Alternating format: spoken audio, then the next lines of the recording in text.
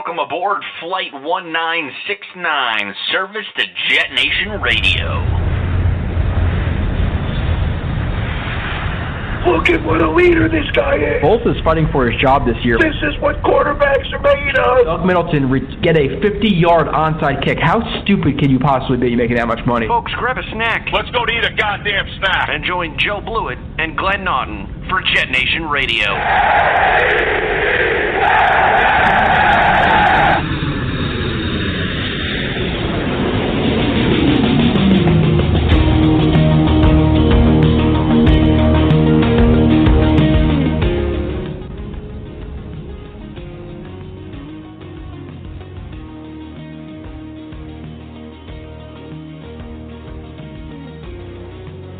And good evening, New York Jets fans.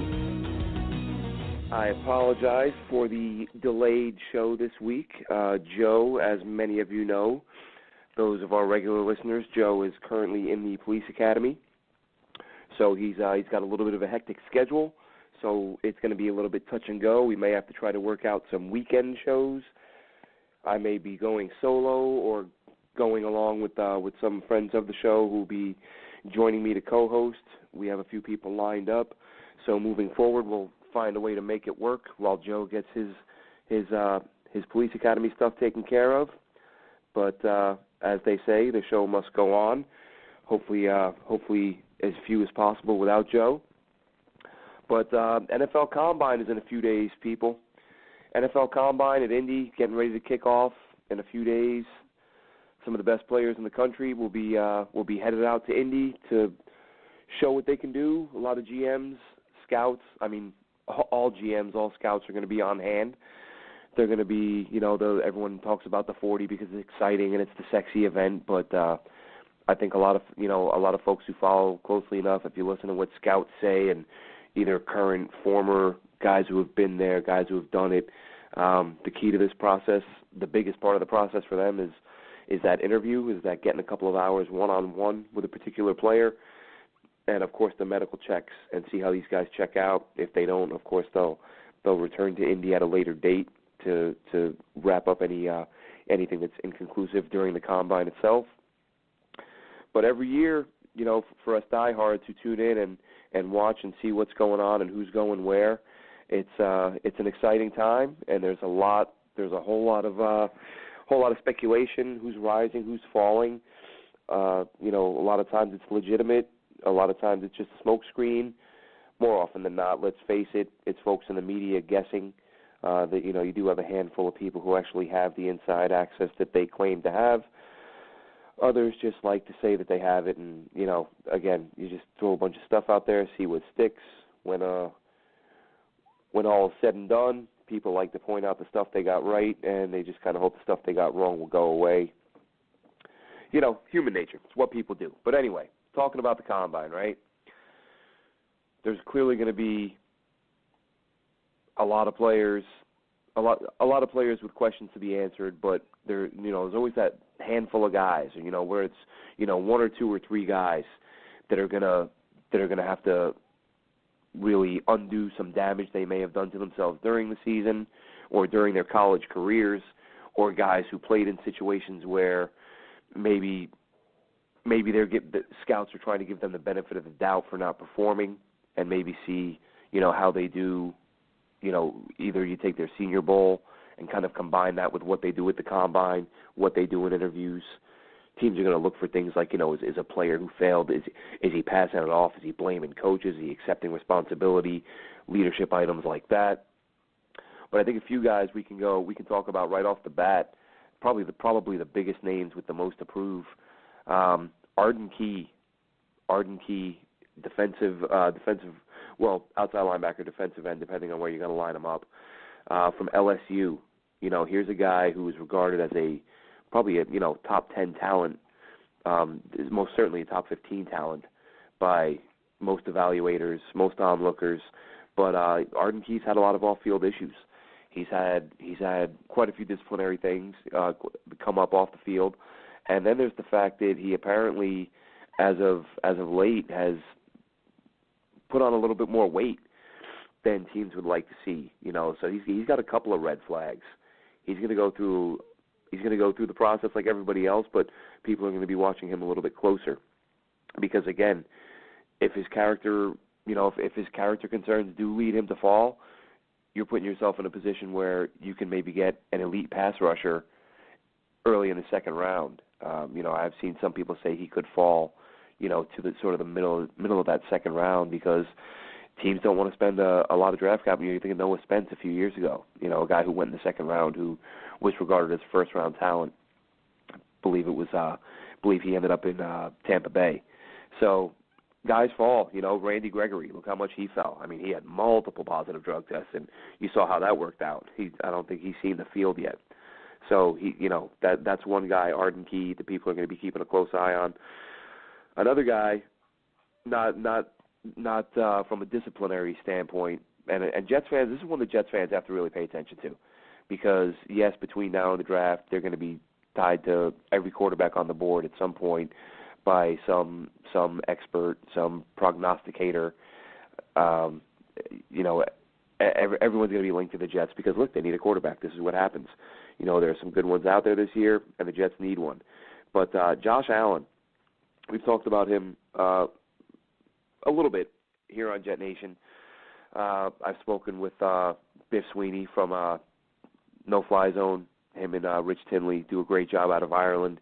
And I said this months ago, and it's nothing earth-shattering. It's something people have said all along that nobody would have more to gain or lose from the Senior Bowl and the Combine than Josh Allen. And he impressed at the Senior Bowl. Started off a little bit shaky, came out in the second half, played really well, and played kind of at a level and made some throws that you looked at and you say, okay, that's why this guy is regarded as a high first-round pick. There are still people saying this guy could be the first overall pick to the Cleveland Browns, despite having a college completion percentage in the low 50s, 53 if I'm not mistaken. So despite the poor completion percentage, teams are giving him the benefit of the doubt because of this offensive line that he played behind, because of the lack of quality receivers. And from the few games that I've watched of him, you do see, the guy's consistently making throws on the. We're not talking about rolling out. We're talking about running for his life and making some throws that are just on a rope.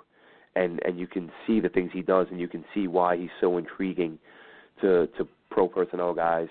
I know Mike Mayock, who I had this discussion with Joe briefly. It's almost we're so oversaturated with information. We have so much access to so much information that so many fans really get to the point where they feel like they're on par with or better than the Mike Mayocks and the Mel Kipers of the world. And it's easy to criticize those guys because, listen, they put together mock drafts and they put them out for the public to see, and everybody sees them, so everybody can tear them apart. Whereas, your average fan, you bounce the names around in your head. I'd like this guy, I'd like that guy, blah, blah, blah. And then, 2-3 years after the draft, you get to say, oh, I didn't like this guy, I didn't like this guy. And, as if all your picks were right, as if there was, and pardon me, I'm slightly under the weather. But yeah, it's easy to pick these guys apart, but let's face it, they do a better job than most. To me, Mayock is the best at the moment. I prefer him. He's got Josh Allen as his number 2. In terms of quarterbacks, he released his rankings, his top 5 at each position. Josh Allen ranked number 2, despite the number of fans that say that there's no way Josh Allen should be a first-round pick. Now, why is this important to Jets fans? Again, as I said, and as we've all been saying for about 40 years now, the Jets need a quarterback. And the fact of the matter is that there have been published reports that say that Josh Allen is a guy who the Jets have scouted quite heavily, and that was supposedly confirmed by somebody at Wyoming who said the Jets had done more work on him than any other team.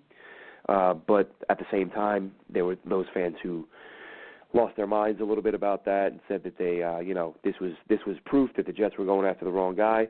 Listen, just because they're doing a ton of work on one guy doesn't mean they're not doing a ton of work on other guys. That's just kind of, assuming that you know more than you do. But if Josh Allen falls to 6, and the Jets are still in that spot, if they haven't traded up, and the top guys are gone, the presumed top guys are gone. This was one thing that I did speak with Joe about on the air, is can Mike McCagnon afford to miss on Josh Allen, given the fact that some of his concerns are similar to those of Christian Hackenberg in terms of accuracy? I've heard people say he's Hackenberg Part 2, which is completely bogus. I mean, Hackenberg has a really good arm, but Josh Allen, I mean, he can just sling it. He would probably be top 4 or 5 in the NFL in arm strength the second he gets drafted. And he moves better than Hackenberg. He's got better mobility. So saying that those two guys are the same is just silly. It's about as stupid as these people telling me that Neil O'Donnell and Kirk Cousins are the same guy. It's like, I don't know what people get in their heads sometimes, but this is what they do. So Josh Allen's another guy, with a lot to prove at the combine. He's going to be a guy who knows that he's being rumored as a number one guy, as the possible number one overall pick. And as we all know, the Cleveland Browns are sitting there with that pick. And a couple of factors with Cleveland that make them interesting in terms of which quarterback they go with, if they do in fact take a quarterback number one overall. First off, Josh Allen, having just spoken about him, if you look at who they just brought in as their offensive coordinator in Todd Haley and what he's had to work with in Pittsburgh for the last several years and the success he's had mobile, although not as mobile as he used to be, but a big, mobile, strong-armed quarterback in Ben Roethlisberger. And you wonder if he's going to speak up, in terms of whose voice is going to be heard the loudest, because the Browns have brought in a lot of people to help them with their draft preparation. And Scott McClough, former GM of the Redskins, who worked with the Seahawks, with the 49ers, he's the most interesting aspect of him being brought on board with Cleveland is that he's been out of work until the Browns brought him in, but he's still highly respected. So he's been, here, there, and everywhere, kind of giving his opinion on who's who and what's what. And Scott McClellan said himself that he thinks the best quarterback in this draft is Baker Mayfield. So his opinion is out there. People know what he thinks. Now, again, Cleveland's bringing him in. He's not the GM, but how much weight is it going to carry? How much is he going to be able to influence what direction the Browns go in? So there's a situation where that a guy assisting a front office with their evaluation process, we know who he likes above all other quarterbacks. And then again, the tie-in with the similarities between Allen and Roethlisberger, and the fact that they've got an offensive coordinator now who's had that for a while in Pittsburgh and had a great deal of success with it. So just a couple things to think about in trying to figure out how this thing is going to unfold, who's going to go where, and it's all a guessing game. We don't know. The Jets are in a spot where they could, of course, try to trade up if they don't get Kirk Cousins in free agency, if they don't get the quarterback they feel like they want. Now, if they have similar enough grades on the quarterbacks that are on the board, if they feel like the difference between the second quarterback or the third quarterback and the fifth quarterback isn't that great, well, that means all they need is for one team in the top 5 to not go quarterback. There's talk of the Giants. I mean, smokescreen or not, there's a lot of talk from a lot of places saying that the Giants are going to be happy to stick with Eli Manning for another year, at least another year, and that they may take Saquon Barkley out of Penn State to line up behind Eli and try to get that offense going in the right direction. But I don't think there's anybody who realistically expects the Giants to not take a quarterback, to not take a Josh Rosen. It really would be a monumental blunder, at least in my eyes, because if you stick with Eli and you don't take Rosen, and then next year you win 6-7 games, like when is the next time you're going to be in position to get a franchise quarterback and to pass on one? Almost sounds too good to be true. I mean, can Dave Gettleman really do that? Because if he did, I don't know a single Jets fan that would mind. That would be, that's basically what they would need for one of these quarterbacks to fall to 6. But again, how much do they like him? How much do they like a Josh Rosen? How much do the Giants like Josh Rosen? How much do the Jets like the guy or guys, who will be available when they do get to 6?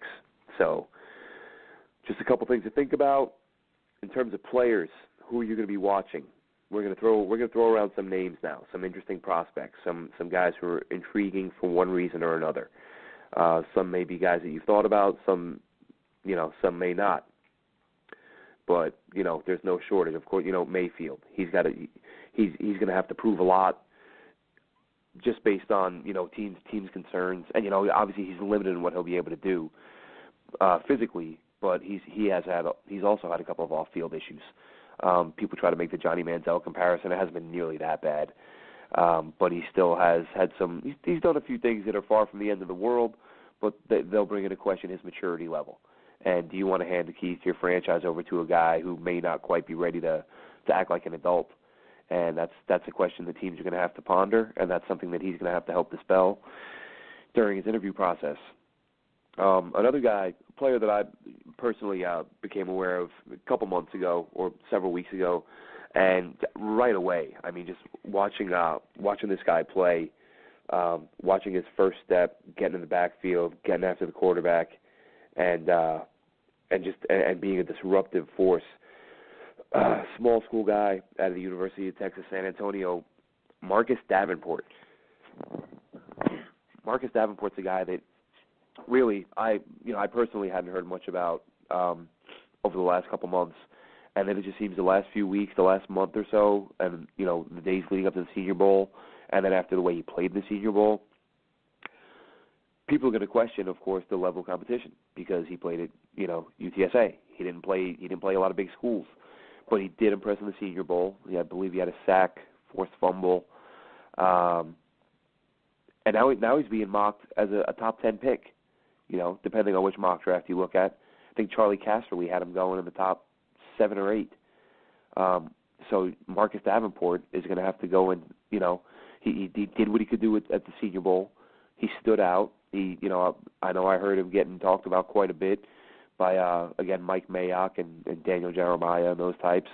And he does. His first step really jumps out at you. They moved him around a lot. They had him playing a little bit inside, a little bit outside.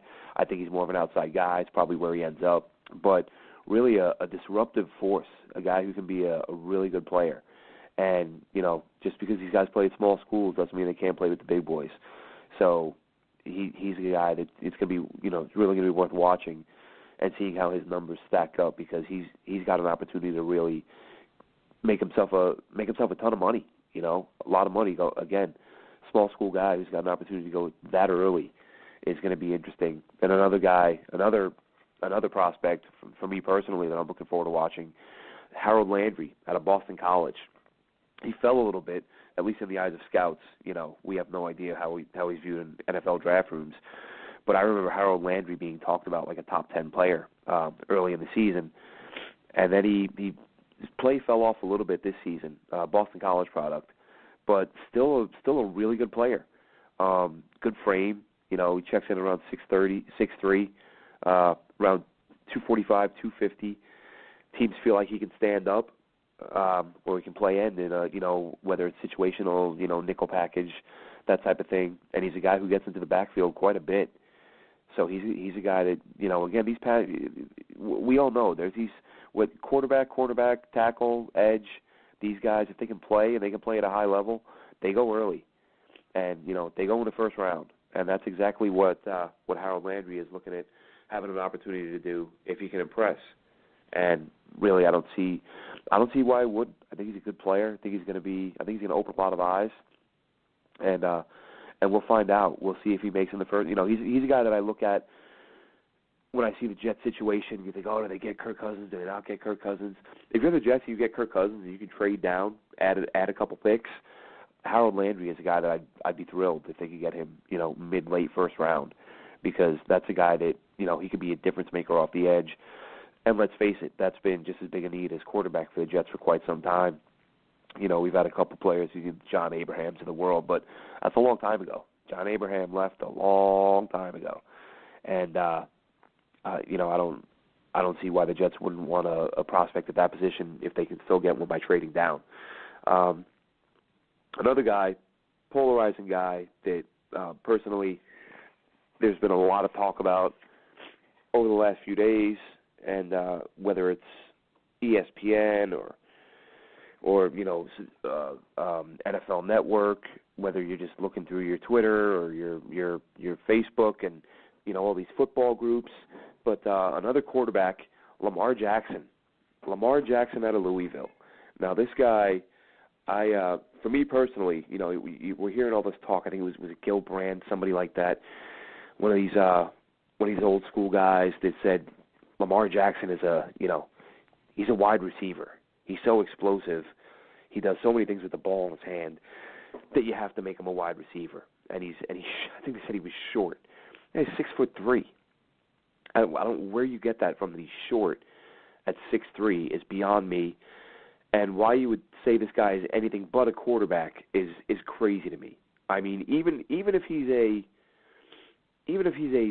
mid-level quarterback with what he can do with his arm, that combined with his legs makes him a dangerous threat. People compare this guy to Michael Vick. I looked this up the other day. I remember the tweet. I don't know why I remembered it, but I searched it and it came up right away. Michael Vick 2 years ago, early in the season, tweeted out, Lamar Jackson is 5 times better than I was at my age, at that point in my career. This guy's a better passer than Mike Vick, and he's got an electric arm. He's a guy he can throw a 70-yard bomb, or he can beat you with a 70-yard run. He's an exciting player. Would I want him on the Jets? Absolutely. I mean, if there's no other option out there, do I want him at 6? There's that part of me that says I would, the way I look at it, if you're willing to take a player in the first round, you're willing to take a player in the first round. When people say, "Oh, we're reaching," we have the 8th pick and he's viewed as the 20th pick. Well, guess what? You don't have the 20th pick. You have the pick you have the needs you have, and you have to address them accordingly. The only reason I don't like Lamar Jackson at 6 is because everyone has me convinced that you could get him at the end of round 1 or early round 2. So again, comes the trade down thing. I feel like, well, I'll tell you what, if the Jets traded down and they came away with Lamar Jackson as their starting quarterback and Harold Landry coming off the edge, I'd be ecstatic. I would have zero issue with that. I look at Lamar Jackson this way. Are there some questions with him? Yes, there are questions with him, just as there are questions with every quarterback coming out. There's nobody in this draft that doesn't have questions, and that's pretty much the case every year. But it's like, do you want that guy on your team? I'm not sure. Do you want to play against that guy? Hell no. That's the you have a guy like that on your schedule, and you know that you can completely break down your game plan. You can plan day and night how to slow him down, and the things that a guy like that can do with his feet can completely completely blow it up, and that's what he brings.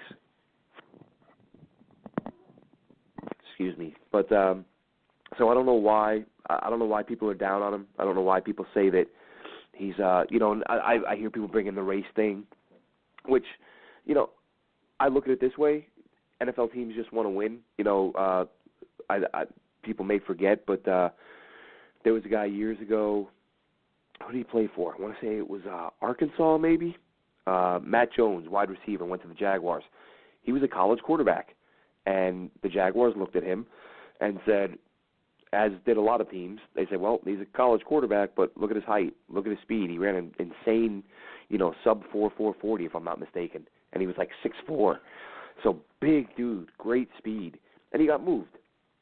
Tim Tebow, Heisman Trophy, national championships, all these records as a quarterback. Did he get a shot as a quarterback? Kind of. Look at some of those box scores when he was playing with Denver. They were throwing the ball 9 times a game, doing everything they could to hide him. He was basically a third running back who would, throw the occasional pass to keep defenses honest. But how many times did we hear people say, if Tim Tebow would be willing to play H-back, if Tim Tebow would be willing to play fullback, if Tim Tebow was willing to take a look at tight end, then he might stick in the NFL. So it's not about, the GMs, head coaches, they get paid to win. And it's not as if, excuse me, nobody said this about Jameis Winston. Nobody said, hey, Jameis Winston is a running back. Because Jameis Winston doesn't have the tools physically to do that. Because Lamar Jackson does, it's enticing. But I think it's foolish to say that's what he should play, because he shouldn't. The guy's a quarterback. That's what he should play, and I think he's got a chance to be a really good one. And if the Jets are gonna roll the dice on him, again, I can't say I'd have a problem with it. I think that they'd have an opportunity to, whatever team takes him. I think it was Daniel Jeremiah or Matt Miller, I forget, one of the better known draft nicks said that basically, Lamar Jackson, no matter who takes him, is going to have the biggest day one impact of any rookie in this draft. And I could see that. I mean, I could see him going somewhere, again, because of what he can do with his legs. If it takes him a while to settle down as a passer, he's going to be able to make plays with his legs, and he's going to be able to drive defenses crazy. So I have no issue with that. No issue with whoever takes him. I think it's foolish to say he's not a quarterback. And it was Daniel Jeremiah today, I believe, who said that. He said it the other day. Said he told Lamar Jackson that any team that says they see you as anything other than a quarterback, just shake their hand and tell them you look forward to playing against them. And I agree 100%. Excuse me. My apologies. This is why we didn't have a show last night. Again, being a little under the weather. So let's talk a little bit more about some of these prospects, some of these draft prospects. So we talked about some quarterbacks. One guy who I haven't heard his name nearly as much as I expected to. Excuse me. Talk about athletic freaks and guys who can do things that people should not be able to do. Just physically, just so impressive, in a lot of different ways. Excuse me. Tight end. We don't know the situation with Austin Seferian-Jenkins. We don't know how long he'll be around. We don't know, whether or not the Jets are going to re-sign him. Remains to be seen. I personally, as I've said before, I think that he had a nice run early in the season where it looked like he was going to be a force. Made a lot of big plays early on, but disappeared down the stretch. So, not sure if you've had the opportunity to watch him. If you haven't, I recommend you take a look at Mike Gesicki, who's a tight end out of Penn State, former volleyball player. And the guy plays like it, man. I mean, incredibly long arms, currently projected as a second-round guy. He's a guy who could probably help his stock at Indy. He's raw, but his wingspan and what that guy is going to bring in the red zone to whoever drafts him, to be able to line that guy up. He's got, I forget his height. I want to say he's 6'4", but he plays like he's about 7.5 feet tall, 8 feet tall, because some of the grabs you see him make, fully extended, again, good leaping ability, and those long arms and just plucking balls down out of the air. He's one of the more exciting players in the draft, and as much as I wanted to mock him to the Jets, I just feel like there are bigger needs at more critical positions. That's not to say I wouldn't be ecstatic if the Jets drafted him, but I just don't feel like he's a big enough need at this point. I think there are other options at tight end maybe later in the draft. But speaking of that, let's talk a little bit about that. Let's talk. We just put out the JetNation Mock draft about an hour or two ago. And my thing with the mocks is that people go crazy with them. You see websites and writers doing literally double-digit mock, 11 mock draft 11.0, and it's like at this point you have now mocked every player in the draft to every team in the NFL. Like at what point does it become overkill? And this is part of the reason Joe and I kind of hold back as much as we can before we start draft talk. Because the mocks get out of control, the guessing and it just gets to be too much. But managed to put together a mock now. Did the same thing last year. I'd like to do one right before the combine. Do one sometime after free agency when the dust has settled a little bit, and then try to do one again in the days leading up to the draft when we have as much information as we're going to get. So, starting things off, excuse me. First off, we basically, I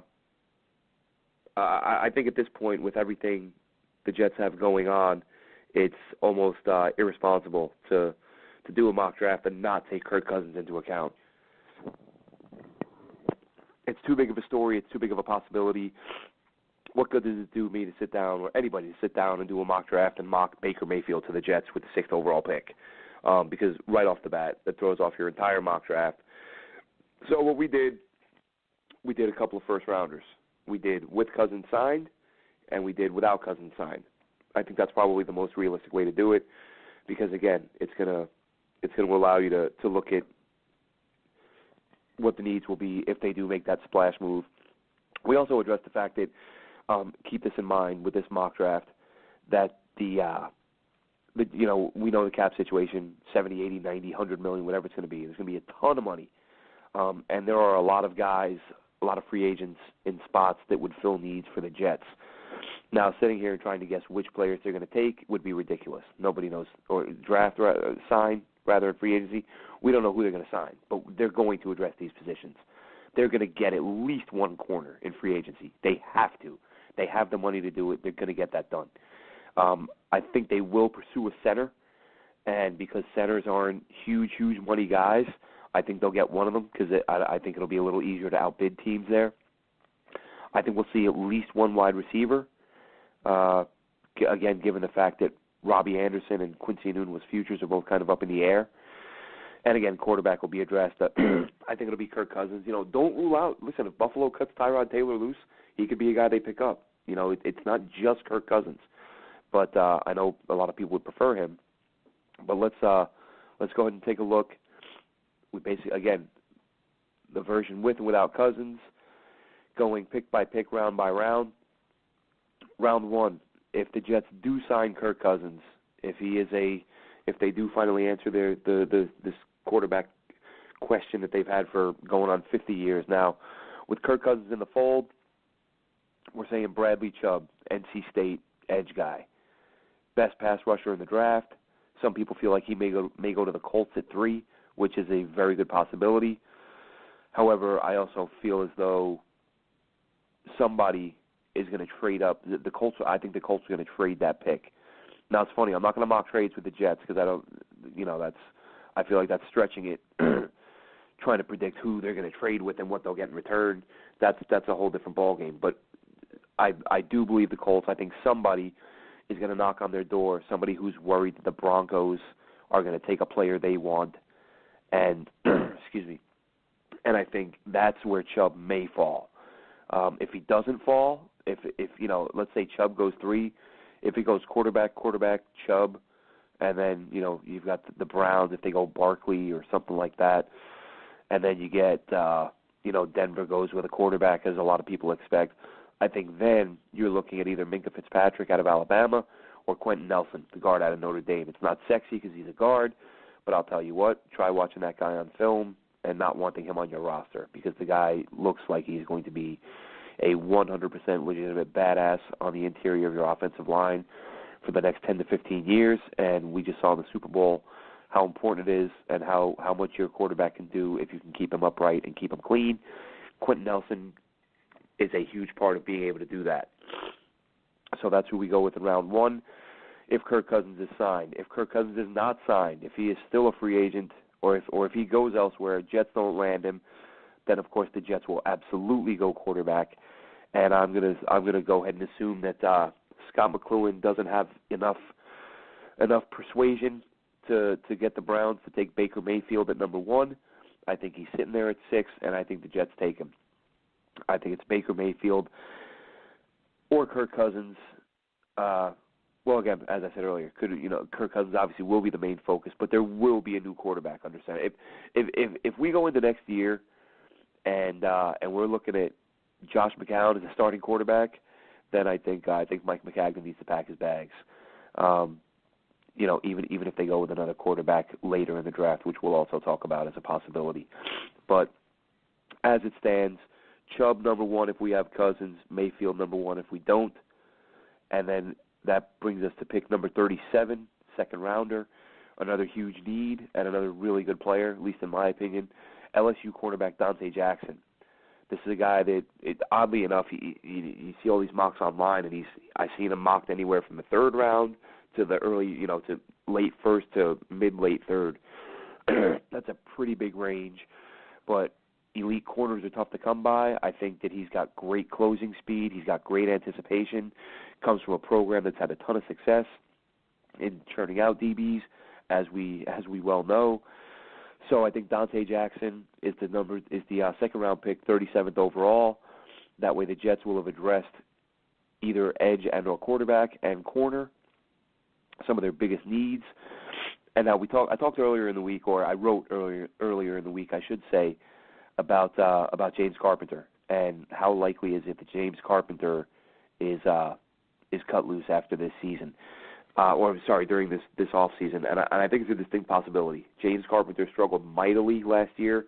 I had people tell me it was because Brian Winters and Wesley Johnson were playing terrible, which clearly would not help, and Joe and I even acknowledged that during the season.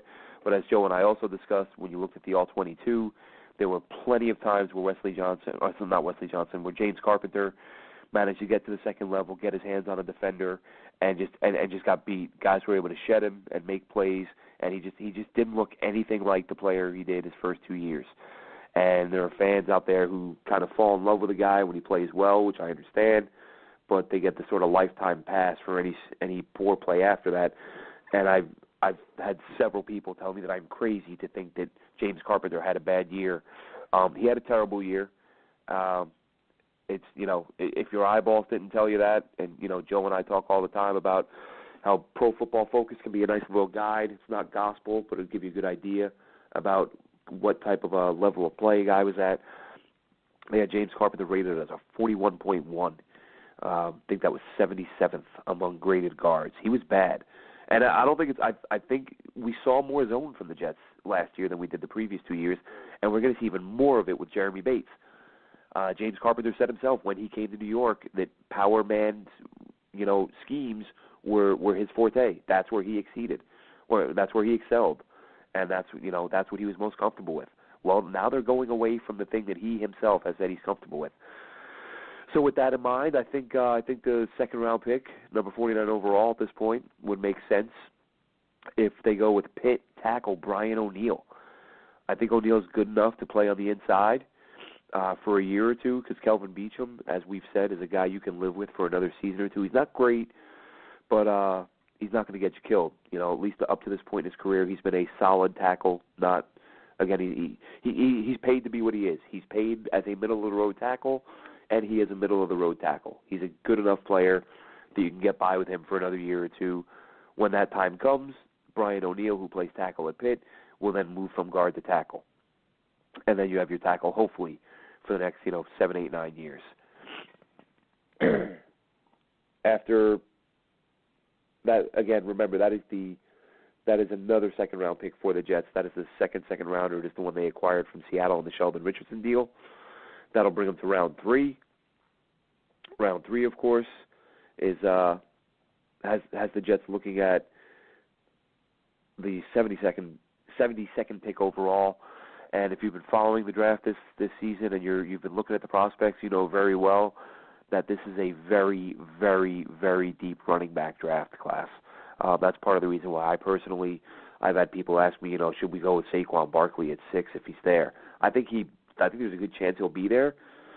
I just personally would rather grab a quarterback or an edge guy over a running back if I know that I can go in round 3 and get a guy like Kerryon Johnson out of Auburn. And that's who I have here. In this mock, Kerryon Johnson, he's a guy who can do a little bit of everything. He's a 3-down back. He can take a beating. He can catch the ball out of the backfield. Very elusive, great hips. You see him run. He can make guys miss. He can make guys look silly. And I think he's a guy that, even if he's not there, this is one of those things where I look at it and I say, you're matching need to talent. There are enough talented backs in this class that if it's not Kerryon Johnson, you grab a back with that 72nd pick. I like Eli McGuire a lot. He was one of my favorite picks last year. Everyone, at least most people, love Bilal Powell, but he's 30. He's only got a couple years left. Matt Forte, in all likelihood, is gone. So you're going to need another back. Let's get a guy who can carry the load and who's got some youth, and get Kerryon Johnson, who I think is going to be a playmaker.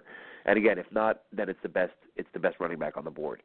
There's no need to there's no need to take it back too early, but I'd rather not see them wait too long as well and get a guy that you feel really comfortable with as a workhorse. Staying on offense, 4th round, round number 4, 103 overall. I'm going to say, excuse me, and I know I mentioned the possibility of a wide receiver in free agency, but I think you got to grab one in the draft too. And I want them to draft a big one, a big target who can be effective in the red zone, and that's Marcel Aitman out of Oklahoma State. He's 6'4". He attacks the ball in the air, really good hands, really good red zone target. He's not a burner. He's not going to run a 4.4 at Indy. He'll probably run in the mid 4.5s, low to mid 4.5s.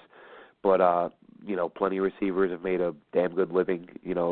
Look at the list of the best 40 times over the last 20 years at the combine, and most of those guys you wouldn't recognize their names. Just because you can run fast in a straight line doesn't mean you can do what's asked of a football player. Come game day. So Marcel Aitman, not a burner, but 6'4", aggressive hands, aggressive mentality, strong hands, and a good option in the red zone. Really like the idea of adding somebody like him. Probably move him around a little bit.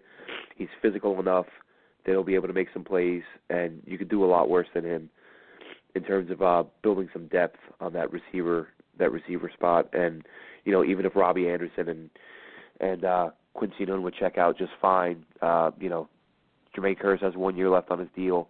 A couple of the other receivers on the roster, the Stewarts and Hansons of the world, still unproven. So I think you go with one guy there. But again, sticking with offense yet again, in round 5 at 148 overall, another big school. FSU, Florida tight end, Ryan Izzo. Not a dynamic guy, had 300-400 yards receiving last year at FSU, so not great, but a guy that can obviously catch the ball well enough the defense will have to respect it, and he's not afraid to block. He's the Jets need a guy who can do a little bit of both. I've been saying this for years. I understand the trend in the league is just get these big-bodied, tight ends that are basically monster wide receivers, put them in the slot, put them at H-back, move them around, and the inline thing isn't as much. There's not as much emphasis on that as there was in years past. But I'll tell you what, when I see a team that has a guy who can do it, it frustrates the hell out of me. You watch it and say, what, putting this guy in the game isn't a tip-off. You know what I mean? With the Jets, when you see Eric Tomlinson come in the game, there's a really good chance this is a run play. And the opposite with ASJ. It's probably a pass. ASJ is a willing blocker. He's a guy, the effort's there. I think he was a little better this year than he was last year, but that's not saying a whole lot because last year it was embarrassing, and this year it was slightly less embarrassing. But if he goes, I like the idea of bringing in a guy who can do a little bit of both. I'm not saying he's going to block like a tackle, and I'm not saying he's going to receive like Jimmy Graham, but he can do a little bit of both. And just give me a guy who can do things well enough to keep a defense honest and prevent them from being able to stack the box or, do a better job of anticipating the play. So that's why I'm saying Ryan Izzo out of FSU. Round 6, go with a small school guy in this spot, Danny Johnson out of Southern, a corner. Going back to defense here. Quarterback Danny Johnson played a little bit outside in school, but he's undersized. I think he's 5'9", from what I've seen, maybe 5'10". I think his forte is going to be in the slot. I think he's a guy that over time could develop into a good slot corner. As much as people refer to Buster Screen as a slot guy, and I get it, that's where he plays, but he's not very good there. He actually does better work on the boundary than he does on the slot. So if you're going to, Buster's got 1 year left on his deal, I think he actually sticks around. We've talked about this as badly as people want him gone, and I fully understand that. I don't know that he will be gone because, let's face it, he's got 1 year left on his deal at $7 million. And the Jets don't have a whole lot of corner. Even if they add one in free agency and draft one, that's still pretty thin. Justin Burris didn't do enough to establish himself, so I think there's a big enough need there that alone helps Buster Screen keep his job. So that's it may not be what people want to hear, but that's kind of the reality of the situation. And Danny Johnson, though, is a guy who could come along this year and be brought along and step into that role next season, hopefully. And he's also a return guy.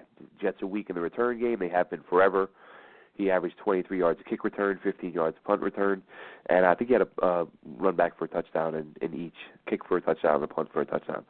So gives you ideally, hopefully, gives you a special teams guy right away and a slot corner to develop over time. And then round 7, bounced around quite a few options here because, it's round 7.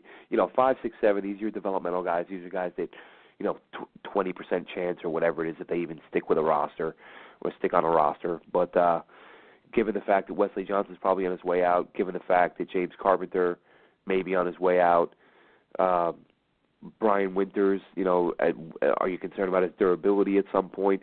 I think there needs to be some more depth there, even though you have a guy like Dakota Dozier, who I think will be back. But round 7, I'm going with Cole Madison, Washington State.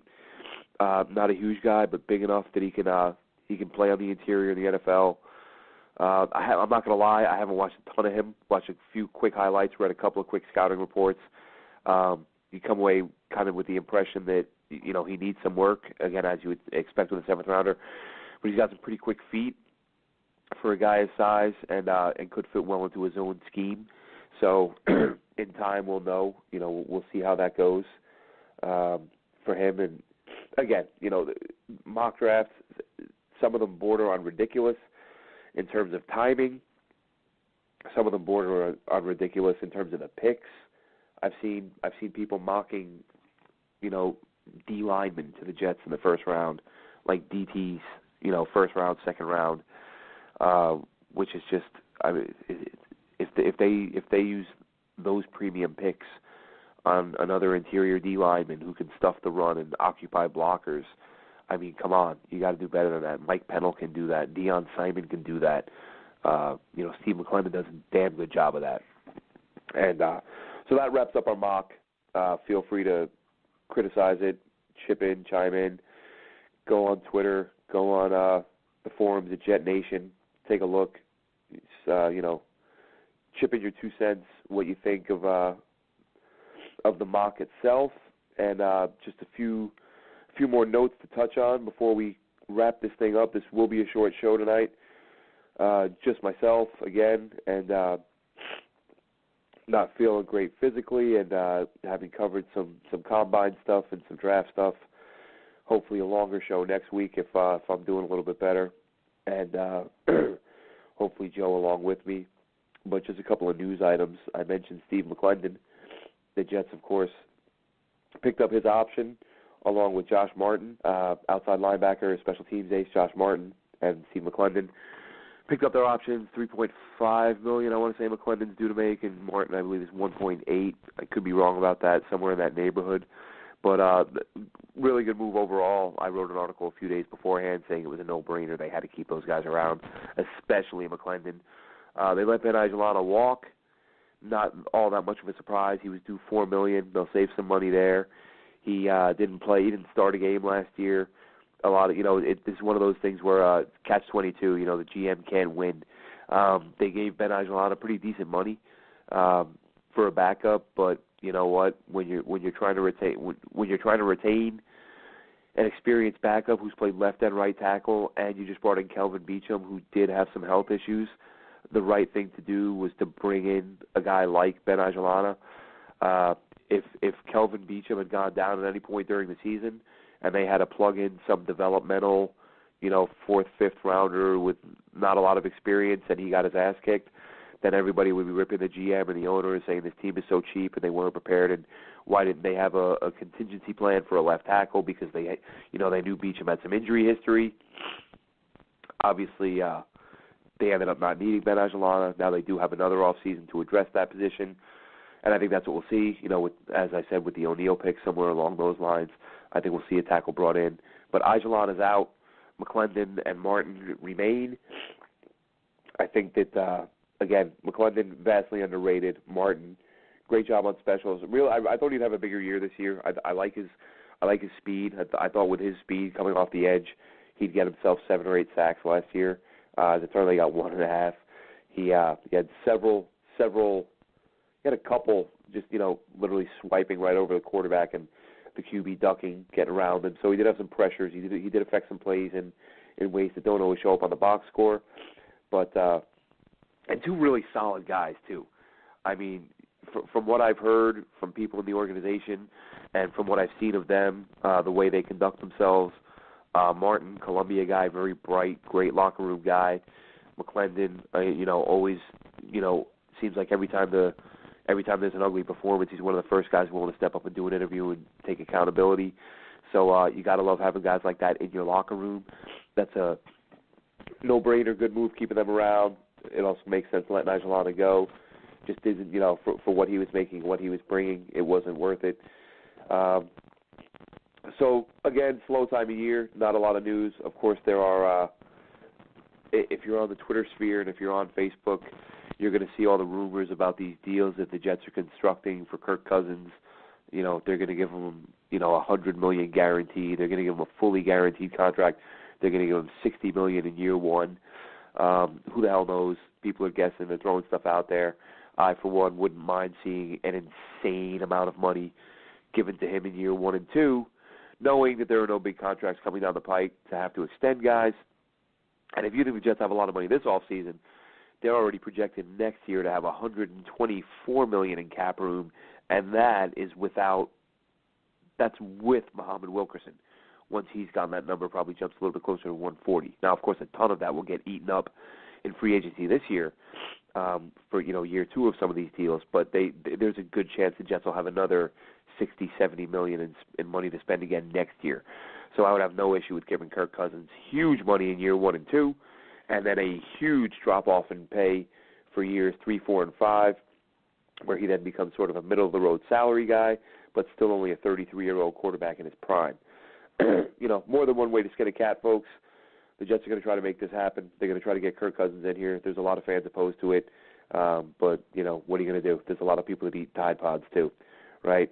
So that's it for this episode. It's a short one, just under an hour. Sorry for the short notice for those of you that would have liked to have listened live. Hopefully we can straighten things out next week. And keep tuning in. Keep up with the draft. Look forward to the Combine. And stay active on those forums, JetNation.com. Log in and interact with all your fellow Jets fans. And some of them are lunatics. Some of them are some great folks.